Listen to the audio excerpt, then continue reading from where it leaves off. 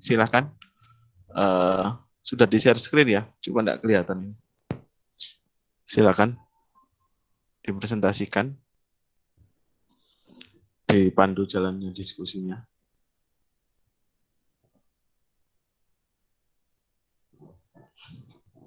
Silakan.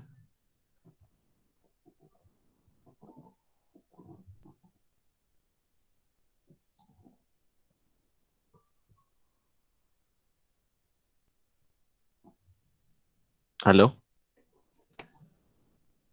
Silakan, kelompok 4.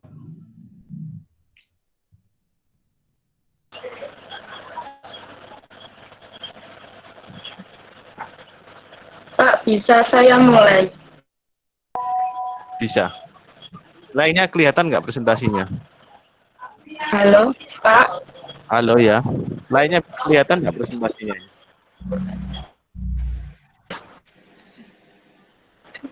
Iya, muncul kelihatan, Mbak. Pak. Muncul. Kelihatan, Pak. Oke, lanjut silakan. Pak. Lanjut, silakan.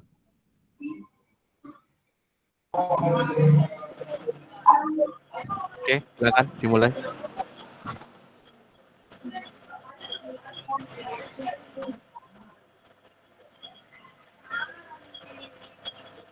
Pak Hendra, bisa saya mulai? Oke, silakan dimulai. Silakan. Halo, kedengeran nggak suara saya?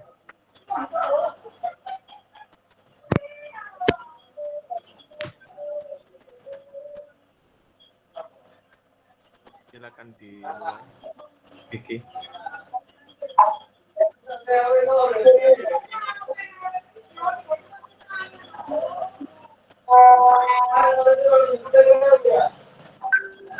Silakan dimulai ya. Kedengeran nggak?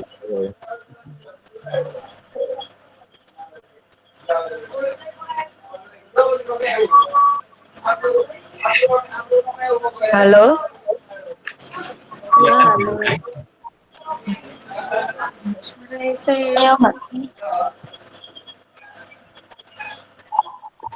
Suara saya yang lain dengar nggak? Dengar, Pak. Maaf, Pak. Silakan mulai. Wifi-nya susah. Bisa saya mulai, Pak? Ya, silakan dimulai. Assalamualaikum warahmatullahi wabarakatuh. Waalaikumsalam. Perkenalkan, kami dari kelompok 4 yang akan membahas tentang materi presentasi permasalahan pembangunan di Indonesia. Next.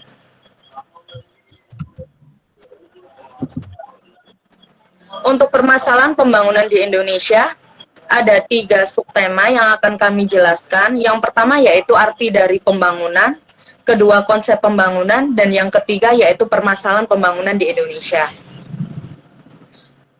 Next.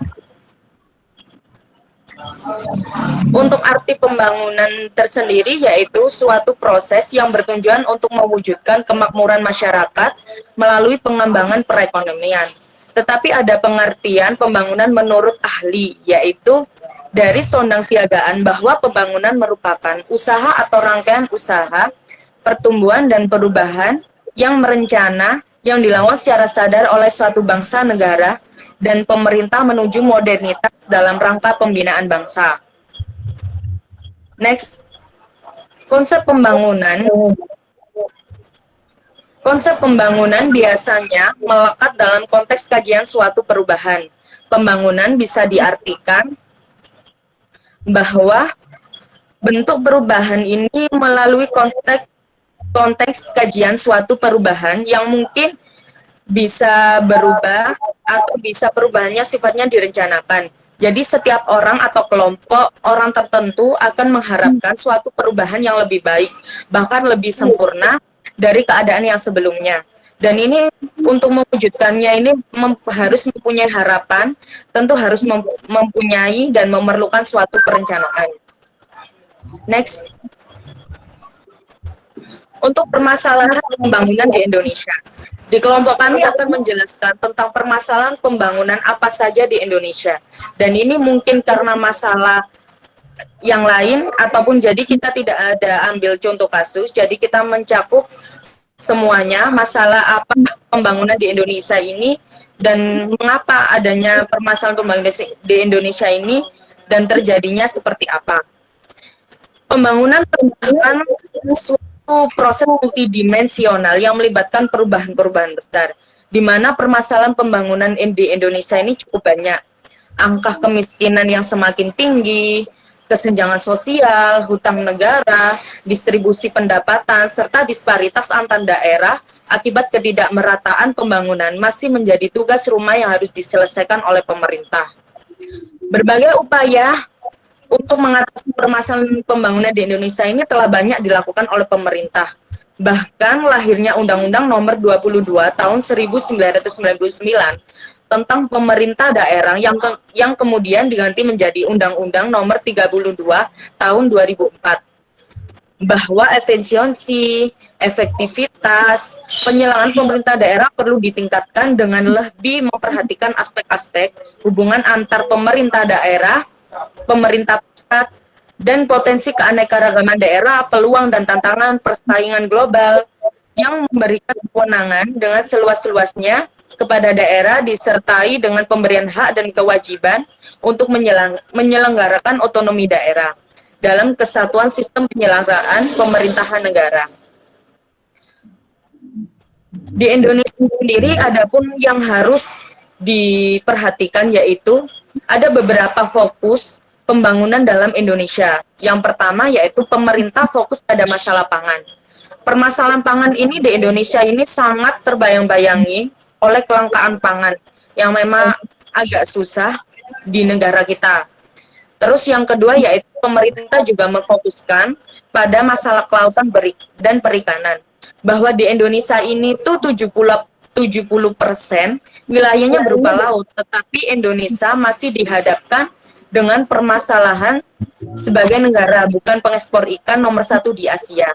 Jadi perlu diselesaikan. Untuk yang ketiga yaitu terkait permasalahan industri. Pemerintah berusaha meningkatkan industri pariwisata. Karena menurut pemerintah Indonesia sendiri bahwa industri pariwisata ini sangat mudah untuk ditingkatkan daripada sektor bidang yang lain. Dan yang materi selanjutnya untuk permasalahan pembangunan di Indonesia ini akan dijelaskan oleh Salsa dan Dwi.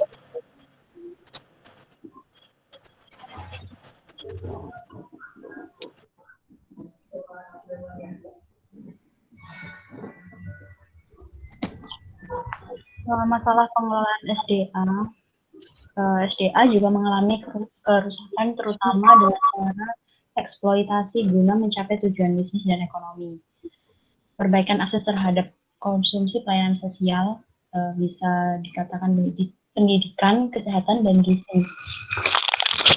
Merupakan alat kebijakan penting dalam strategi pemerintah secara keseluruhan untuk mengurangi kemiskinan dan memperbaiki kesejahteraan penduduk Indonesia. Pada waktu yang sama, pelayanan-pelayanan tersebut secara langsung memuaskan konsumsi pokok yang dibutuhkan, yang merupakan suatu sasaran kebijakan penting. Selanjutnya, masalah pertumbuhan ekonomi. Jadi apabila pembangunan ekonomi pada suatu negara tidak berjalan atau tidak sesuai apa yang diharapkan, maka sangat mempengaruhi jalannya ekonomi negara itu sendiri. Bisa dikasih contoh seperti kemiskinan, ketimpangan dalam distribusi pendapatan, dan tingginya pertumbuhan penduduk.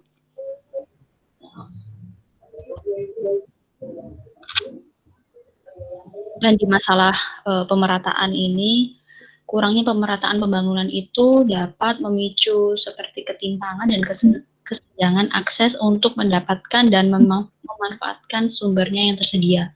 Contohnya lampu jalan dan pembangunan infrastruktur jalan raya.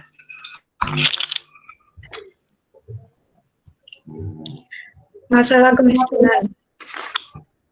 Irwan Firmansyah menyatakan bahwa kemiskinan seringkali menjadi masalah yang tidak pernah terselesaikan dalam setiap tahapan pembangunan ekonomi negara berkembang. Yang kedua, adanya siklus yang terjadi secara berulang dan sulit terselesaikan. Kemudian kemiskinan dapat diamati sebagai kondisi anggota masyarakat yang tidak atau belum ikut serta dalam proses perubahan karena tidak mempunyai kemampuan. Dan yang keempat, faktor produksi maupun kualitas faktor produksi yang memadai sehingga tidak mendapatkan manfaat dari hasil proses pembangunan.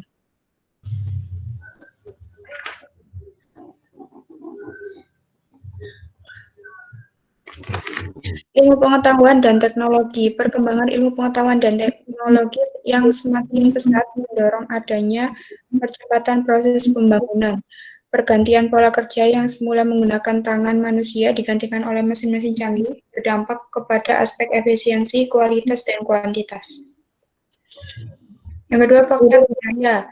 Faktor budaya memberikan dampak tersendiri terhadap pembangunan ekonomi yang dilakukan. Faktor ini dapat berfungsi sebagai pembangkit atau pendorong proses pembangunan, tetapi dapat juga menjadi penghambat pembangunan.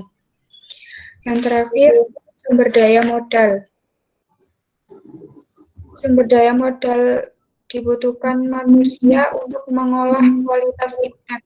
Sumber daya modal berupa barang-barang modal sangat penting bagi perkembangan dan kelancaran pembangunan ekonomi karena barang-barang modal juga dapat meningkatkan produktivitas. Selain itu, mengolah kualitas iptek sumber daya modal sebagai sanggahan utama dalam membangun infrastruktur.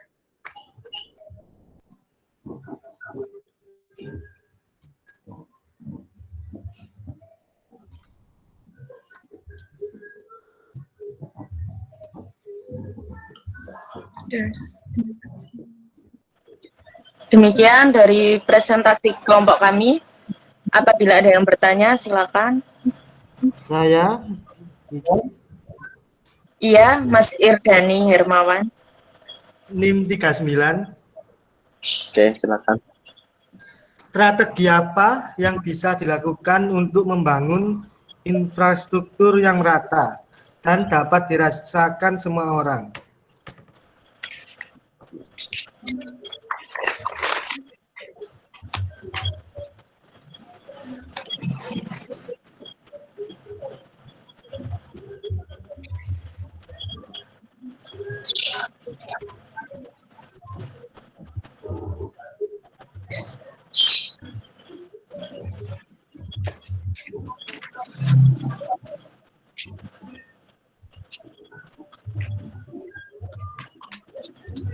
Saya akan menjawab pertanyaan dari Irdani. Ki mau nanya, Ki. Ki mau nanya. Iya, Ridwan. Ini kelompok terakhir kan ya, betul ya? Bukan kelompok 4. Oh, boleh nanya ya? Iya. Boleh, silakan. Ya. Kalau dari yang namanya rencana pembangunan ada skala prioritas ya, Ki. Tadi kan disebutkan itu fokus pemerintah itu tadi apa, Ki? Yang slide-nya Ki, coba Ki. Yang pangan itu. Yang slide keberapa terakhir, Ta? Bukan yang ada pangan, yang ada kelautan, itu slide keberapa? Oh, itu yang slide ke Nah, ini nih. Ya. Ya. Menurut kelompok Anda, menurut kelompok Anda ya, kalau disuruh boleh memilih, manakah skala prioritas yang harus diprioritaskan oleh pemerintah dari ketiga permasalahan itu? Menurut kelompok Anda ya, saya minta pendapat kelompok Anda. Dan kenapa alasannya harus diprioritaskan? Pangan, ada kelautan, ada industri. Iya. Itu aja sih, terima kasih. Iya, Ridwan. Tambah satu lagi ya, punyanya Hanindia. Eva. Hanindia apa? Eva? Kok banyak ya? Hanindia aja, Eva sering, terlalu sering. Hanindia Oh aja. iya, Pak.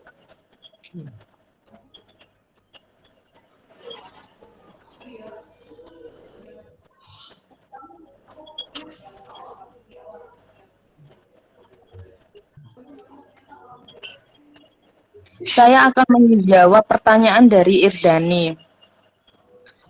Untuk apa, pertanyaan Irdani tadi kan bagaimana strategi infrastruktur infrastruktur agar pembangunan Dani bisa diulang? Strategi apa yang bisa dilakukan untuk membangun infrastruktur yang merata dan dapat dirasakan semua orang? Ya, untuk pertanyaan Dani, di sini sudah ditetapkan dari Kementerian PUPR melalui penetapan 7 strategi pembangunan infrastruktur untuk periode 2020 sampai 2024 yang sebagai upaya untuk mencapai rencana pembangunan dalam jangka menengah nasional. Untuk Kementerian PUPR yaitu Pekerjaan Umum dan Perubahan Rakyat ini melakukan 7 strategi ini. Yang pertama yaitu pembangunan ini dilanjutkan dari tahun 2015 sampai 2019 untuk mendukung pengembangan wilayah seperti kawasan strategis. Jadi kayak pariwisata, kayak ekonomi khusus, industri, sama kawasan-kawasan produktif lainnya. Dan yang kedua yaitu meningkatkan untuk meningkatkan sumber daya manusia. Jadi sumber daya manusia ini untuk tenaga kerjanya ini lebih ditingkatkan lagi dalam mempertemukan jasa-jasa apa saja yang mungkin kayak misalkan Dani ini sebagai seseorang ini mempunyai pemikiran dalam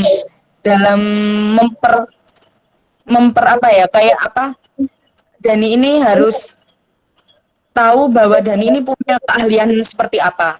Jadi nggak hanya dengan pendidikan, tetapi mempunyai suatu keahlian mungkin bisa jadi dalam mempunyai usaha ataupun mempunyai suatu industri kecil atau mungkin industri besar. Jadi ditingkatkan lagi.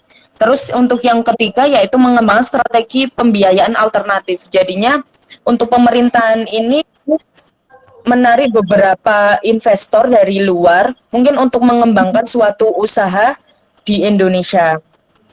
Untuk yang keempat yaitu membuka peluang kerja. Jadinya peluang kerja ini ditingkatkan lagi bagi orang-orang yang memiliki keahlian tetapi tidak bisa untuk mengembangkan, dan ini perlu ditingkatkan untuk peluang kerja atau lapangan kerja. Dan yang kelima yaitu pembangunan infrastruktur ini mungkin di tahun ke depan atau 4 tahun selanjutnya yaitu meningkatkan penggunaan di mana produksi dalam negeri ini harus memiliki nilai tambah. Dan yang keenam yaitu disederhanakan semuanya dan ada revisi peraturan, kemungkinan yang mungkin untuk menghambat suatu larangan-larangan dari luar negeri. Dan yang terakhir yaitu mempercepat pengadaan barang dan jasa yang mungkin untuk infrastruktur sendiri bisa diselesaikan secara tepat waktu dan tetap menjaga kualitas produksi. Itu aja sih dari pengetahuan kelompok kami. Untuk yang lain apa, Dani? Tapi pemerintah saat ini kenapa kok lebih mementingkan membuat jalan tol dan hutangnya banyak, tidak mementingkan yang ke bawah, infrastruktur yang ke bawah, kok jalan tol yang didahulukan? Jalan tol yang arah Malang itu Dani atau semua? Mas, tol Trans Jawa. Dan bangun tol di Papua itu loh nggak berjalan. Kenapa? Apa hutangnya besar enggak? Gini, untuk sekarang tahun ini mungkin tahun 2020 ini ya mungkin banyak sekali yang jadi kontroversi antara keputusan pemerintah dengan keputusan rakyat. Untuk tahun ini memang untuk keputusan pemerintah sendiri menurut saya pribadi masih belum bisa mengayomi masyarakat. Jadi suara masyarakat mungkin belum didengar, untuk lebih detailnya belum didengar atau belum dilakukan untuk secara adilnya. Jadi mereka mereka membangun tol atau beberapa tol yang besar untuk mereka mungkin alasannya kan mungkin ini biar jadi untuk tahun kedepannya biar nggak ketinggalan zaman. Terus alasannya agar tidak semakin agar berkembang. Tetapi banyak masyarakat kecil yang mungkin masih memerlukan bahwa nggak harus kita mengikuti perkembangan semakin pesat ini dengan secepat mungkin. Jadinya masyarakat juga harus diperhatikan dalam mungkin pengertian bahwa ada penjelasan tersendiri dari pemerintah. Tetapi untuk saat ini menurut saya pribadi bahwa negara kita, negara Indonesia ini masih belum bisa untuk mengasih pengertian kepada masyarakat yang mungkin dalam pemikirannya itu kecil tetapi tidak bisa memperluas. Jadi kalau misalkan ada arahan atau ada pembicaraan, mungkin nanti masyarakat akan lebih mengerti bahwa pembangunan tol atau pembangunan yang lainnya yang menurut pemerintah ini akan menjadi berkembang pesat, itu nanti mungkin masyarakat lebih dimengertikan lagi, menurut saya pribadi. Gimana, Dani? Ya, makasih, sudah jelas. Ya. Untuk yang lainnya bisa jawab pertanyaan dari Hanindia sama Mas Ridwan.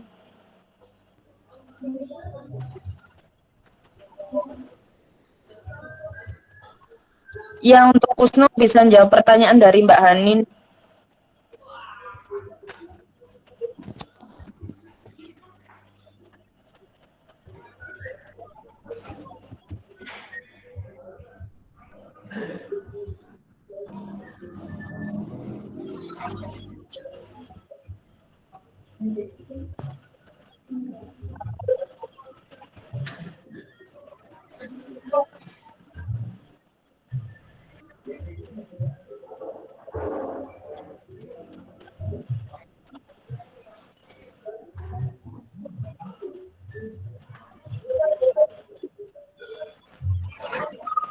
Ya, saya akan menjawab pertanyaan dari Mbak Hanin.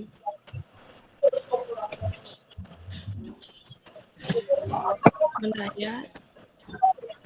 dengan adanya pandemi COVID ini akan berdampak pada turunnya aktivitas sektor pembangunan ekonomi. Nah, dalam respon hal tersebut perlu untuk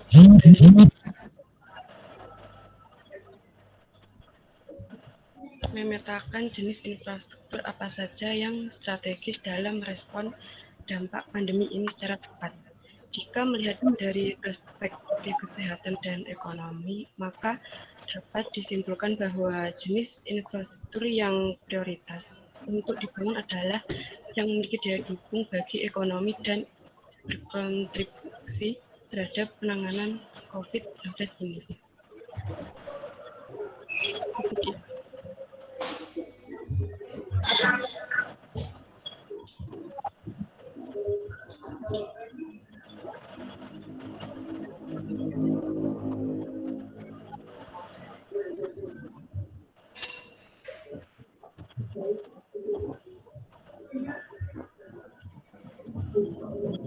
Oke. Gimana tanggapannya? Nggak kedengaran, Pak. Diperjelas lagi jawabannya. Ini untuk pertanyaan Mbak Hanin, saya jawab dulu ya. Menurut kalian sudah benarkah dalam masa pandemi COVID-19 ini tetap menjalankan pembangunan infrastruktur? Kalau membangun infrastruktur untuk pelayanan kesehatan, menurut kelompok kami ya benar. Karena kebutuhan untuk warga sekarang, untuk negara sekarang.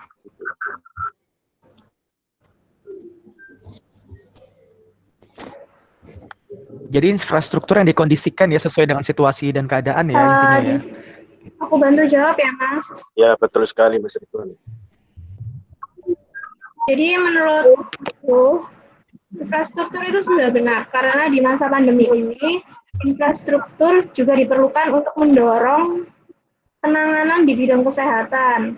Jadi selain itu penggunaan infrastruktur juga meningkatkan atau berkembang pesat dikarenakan adanya aktivitas ekonomi digital.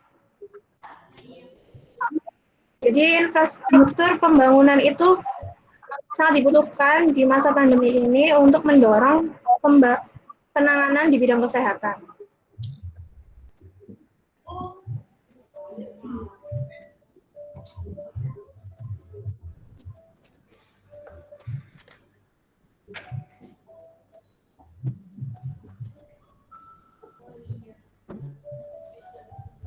Oke.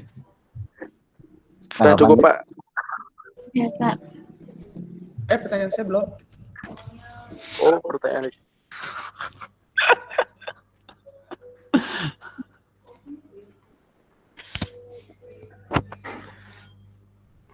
Itu tadi suruh milih skala prioritasnya apa.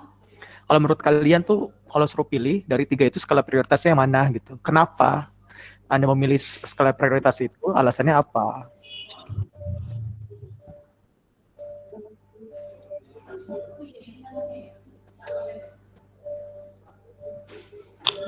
Oke, aku jawab Mas. Menurut dari kelompok kita ya, pemerintah itu lebih fokus pada masalah pangan. Karena kenapa permasalahan pangan ini amat sangat difokuskan dan penting karena masalah pangan ini di Indonesia tuh dibayang-bayangi oleh potensi kelangkaan pangan gitu. Terus bisa dilanjutin sama Mbak Kiki. Monggo Mbak Kiki. Iya, Ki. Kenapa? Lanjut, Ki. Menurut kelompok kami sih apa pemerintah fokus pada masalah pangan sih di sini sih kita lihat yang daerah timur ya. Daerah timur kan sangat banyak yang mungkin susah cari makanan sehat. Mungkin mereka lebih fokus untuk makan makanan yang mungkin dari hasil alam, tetapi hasil alam itu tersendiri tuh banyak yang mungkin bikin mereka tuh nggak tambah sehat karena mereka hanya memakan seadanya saja. Kalau untuk yang nomor 2, pemerintah juga memfokus pada masalah kelautan dan perikanan. Meskipun Indonesia 70% wilayahnya berupa laut, tetapi Indonesia kan bukan pengekspor ikan, bukan pengekspor ikan. Jadi prioritasnya itu pemerintah fokus pada masalah pangan. Antara kedua tersebut kan itu ada 3, yang B sama C itu mungkin bisa diatasi karena masih banyak peluang untuk fokus ke dalam pembangunan Indonesia tersebut. Jadi lebih ke masalah pangan kalau menurut kelompok kami.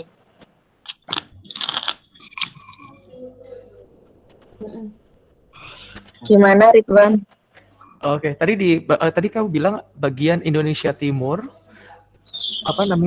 memakan hasil alam tapi tidak sehat. Maksudnya apa tuh, Ki? Contohnya apa, Ki? Mereka kebanyakan cari yang mungkin yang di bagian timur, pernah lihat di berita yang daerah di mana sih itu NTT atau NTB itu intinya daerah timur itu sering makan makanan yang mungkin dari hutan. Dari hutan ini mungkin banyak yang mereka nggak tahu ini makanan apa gitu, seperti kayak tumbuhan yang mungkin dari pohon yang diambil terus kayak kulitnya pohon itu dibuat digoreng, kalau nggak itu dibakar, dan itu mereka tuh dimakan. Dan menurut kelompok kami di daerah Indonesia yang masih daerah timur atau sempit lah bukan kota, itu masih sangat kekurangan dan kelangkaan pangannya ini masih sangat tinggi. Jadi ini perlu diatasi, dan pembangunan Indonesia yang mungkin masalah pangan ini perlu benar-benar difokuskan. Karena masih banyak warga Indonesia yang mungkin daerahnya masih belum diketahui ya, kayak di daerah timur dan masih jauh dari kota, itu masih sangat sulit cari makanan sehat. Untuk air pun mereka juga susah. Mereka mungkin cari air yang dari kayak lubang di tanah, itu biasanya mereka minum. Jadi saya pernah lihat di berita atau enggak mungkin yang on the spot itu loh. Jadi kalau menurut aku gini ya, kadang gini, karena pemerintah itu apa namanya, yang ada di mindset kita pangan itu harusnya padi gitu ya, beras gitu. Padahal sumber daya alam setiap negara, setiap daerah itu beda-beda. Ada daerah Indonesia Timur yang nggak cocok ditanami padi. Nah, cocoknya apa? Misalkan umbi gitu loh, atau misalkan jagung. Nah, itu yang harus dilestarikan harus dipertahankan oleh pemerintah. Yang jadi masalah adalah mereka dipaksa untuk menghasilkan pangan yang berupa beras gitu loh. Karena mindsetnya adalah Indonesia makanan pokoknya beras, padahal pengganti beras ada jagung, ada ubi, ada apapun itu. Dan di Indonesia Timur itu nggak cocok ditanami oleh apa namanya, sawah padi karena tanahnya gersang. Nah, ini yang menjadi kesedihan ya, maksudnya masyarakat timur sana, mereka dipaksa untuk menanam yang memang bukan di alamnya, itu nggak cocok ditanami beras atau padi kayak gitu. Dan makanan keseharian mereka ya sagu, itu memang benar, dan ubi gitu, jagung gitu. Bahkan kenapa langka? Karena kita nggak mau beralih ke makanan yang pangan yang lain, seperti jagung atau apa namanya, jagung, terus kentang, ubi. Itu kan makanan pokok juga, karena mindset kita adalah makanan pokok kita beras gitu. Padahal pada saat beras itu langka, pemerintah bisa membuat program yang apa namanya, menjadi program alternatif gitu loh, melestarikan atau membudidayakan pertanian jagung, ubi, kayak gitu sih saran saya, apa namanya, tambahan saya, karena sumber daya keberadaan alam kita tuh beda-beda, ada yang cocok dengan kita atau tidak, kayak gitu sih Ki.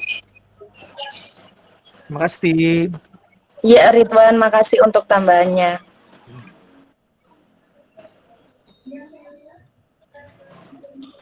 Oke. Sudah ya. Silakan ditutup. Ya, Pak. Sekian dari presentasi kelompok 4. Apabila ada salah kata, kami mohon maaf dan semoga bermanfaat. Terima kasih. Wassalamualaikum warahmatullahi wabarakatuh. Waalaikumsalam. Waalaikumsalam. Waalaikumsalam.